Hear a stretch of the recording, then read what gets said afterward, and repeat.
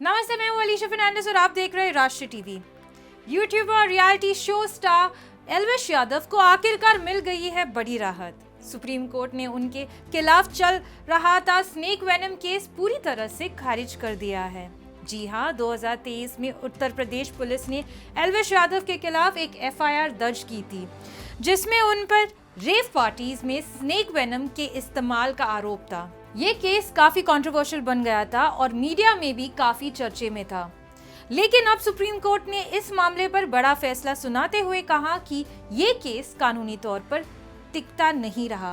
Court के bench, जिसमें justice M Sundaresh और जस्टिस एन कोस्टेवर सिंह शामिल थे, ने कहा कि वाइल्ड लाइफ प्रोटेक्शन एक्ट के तहत जो कंप्लेन फाइल की थी वो किसी ऑथराइज्ड पर्सन ने फाइल नहीं की थी और यही वजह बनी है कि पूरा केस इनवैलिड हो गया।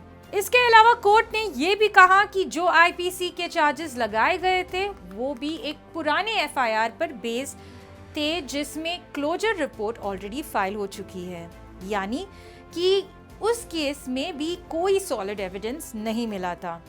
अब बात करते हैं एनडीपीएस एक्ट की।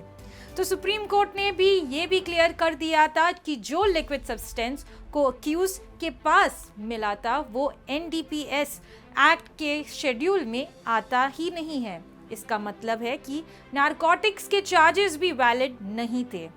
इन सब बातों को ध्यान में रखते हुए सुप्रीम कोर्ट ने एफआईआर, चार्जशीट और ट्रायल कोर्ट के कॉग्निजेंस ऑर्डर सभी को स्क्वॉश कर दिया।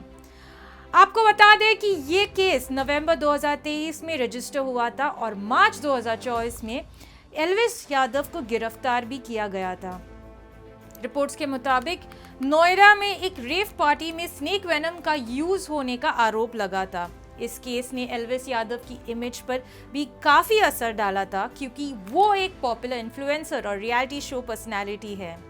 उनके लॉयर्स ने पहले भी आर्ग्यू किया था कि ना तो उनके पास से कोई स्नेक मिला, ना कोई नारकोटिक्स और ना ही कोई डायरेक्ट कनेक्शन प्रूफ हुआ कि को अक्यूज के साथ। ये भी सामने आया था कि जिस व्यक्ति ने एफआईआर फाइल की थी वो उस समय ऑथराइज्ड एनिमल वेलफेयर ऑफिसर भी नहीं था, फिर भी उसने अपने आप को ऑफिसर बताकर कंप्लेन फाइल की थी। इस वजह से केस की क्रेडिबिलिटी पर भी सवाल उठे गए।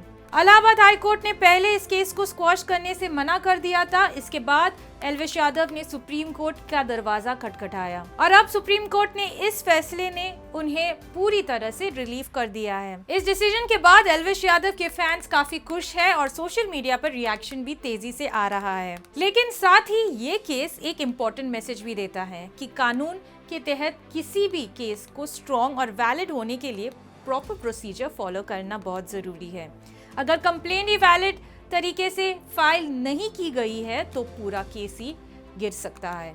फिलहाल एल्विश यादव के लिए ये एक बड़ी जीत है और उनके करियर के लिए भी एक पॉजिटिव टर्निंग पॉइंट हो सकता है।